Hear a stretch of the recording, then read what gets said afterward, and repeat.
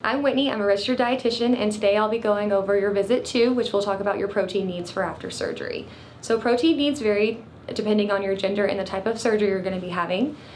For males, depending on your surgery, you're looking at 80 to 100 grams for the sleeve and 100 to 120 grams for the switch. My females, you're looking at anywhere from 60 to 80 grams with the sleeve and anywhere from 80 to 100 grams with the switch. So your protein is going to be extremely important after surgery. The reason protein is so important is because it's going to help you heal properly after surgery, for one, but two, long term, help you maintain that muscle mass that's so important for your metabolism and keeping that weight off long term. So I'm going to talk about your protein supplements and what you'll be needing after the surgery. You will be on a liquid diet 2 weeks after the surgery, and you'll also need some protein supplements 2 weeks prior to surgery on your pre-op diet. So it's important to start looking for things now, finding what you like, finding what you don't like. We have some guidelines set that you should be able to see on that handout that will show you what you're looking for in a protein supplement, as far as the pre-made protein drinks that are in the powder form that you make yourself, or even protein bars.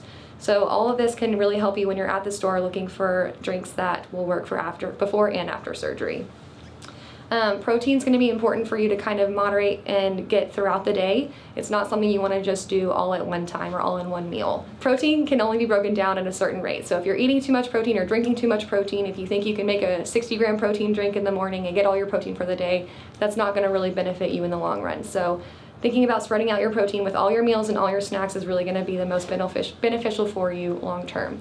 So a good rule of thumb is every time you have a meal or a snack, try to make sure you've got some protein with it. You will be doing mostly protein after the surgery for about 4 weeks, but once you're able to start eating fruits and vegetables again, I do want you to really balance out those meals and not just eat protein. So the protein is important, but it shouldn't compile your whole meal for the rest of your life. Guidelines that you're looking for with your protein supplements, we're looking for anything that's under 250 calories, at least 20 to 30 grams of protein, and less than 5 grams of sugar.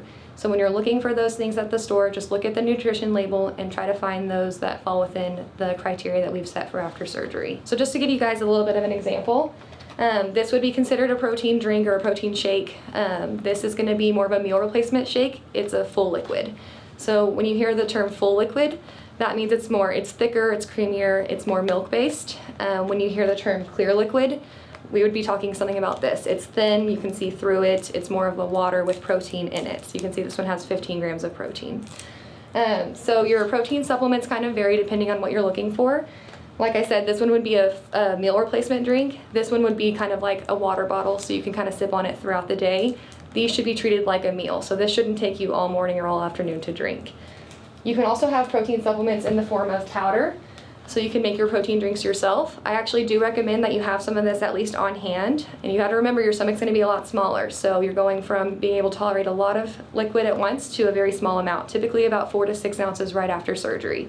So if you're making your own protein drinks or shakes, then you're able to control that volume a lot better. So you can mix this in with less liquid and control that protein intake a lot better than only being able to finish about half of this at one time. So that's just it's your preference, whatever works best for you, but I do think it's good to have at least some of this on hand so you can make your own if you need to. Another thing I like to discuss in this visit is some unflavored protein powder. This is a really great tool to have. We use GenPro here. It's a whey protein isolate, and it's going to give you 30 grams of protein for a very small scoop. You can kind of see the change there. There's a large scoop that you would find in something like this, or there's the small scoop that you get with this GenPro right here. So this is unflavored. So when you're on that liquid diet after surgery and you're doing a lot of soups or pudding or applesauce, anything that's in that liquid form, you could mix in this unflavored protein powder and get a lot of protein that way versus having to drink 2 to 3 protein drinks a day. So if you had a protein drink for breakfast and you're just really wanting some soup for lunch, this is a great way to get some extra protein in without changing the flavor or having to drink another protein drink. So that's an option, not mandatory, but it is a benefit of having that unflavored protein powder.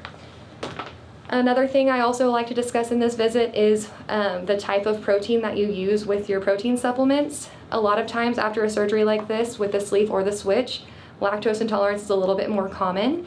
When you're changing the anatomy of that stomach, the pH and the acidity is also changed, and it can affect how you digest that lactose protein. So when you're using a protein supplement like the Premier, this is made with whey protein. Whey protein is the protein that comes from cow's milk, so you can see on the label that it does contain milk. So if you're drinking anything with whey protein in it, or if you're mixing your own protein drinks with milk, you really want to maybe consider switching to a different protein drink if those are not, or if those are causing a lot of GI intolerance, gas, bloating, diarrhea, constipation. Just some things to look out for if you are drinking these drinks and that whey protein isn't settling well. You have other options like the whey protein isolates that tend to be a lot easier to digest after surgery. Or there's also plant-based proteins, collagen-based proteins, and things of that nature that can give you that protein without having the dairy as well. Another thing you'll see on that handout that's with the protein lesson is a list of high-protein foods. You've got your animal-based foods, your seafood, your plant-based foods, nuts and seeds, and dairy as well. It's a short list, not everything, but it can give you an idea of the protein content of your food. For example, 3 ounces of chicken will offer you about 28 to 30 grams of protein, which is a great amount of protein, especially when you're able to start eating those foods again, to really get that protein up there after the surgery. As far as that sheet goes, you can use it to kind of determine your protein intake after the surgery, or if you're using that in any sort of food tracking app, it will do all of that for you, so you don't have to really worry about keeping up with it yourself.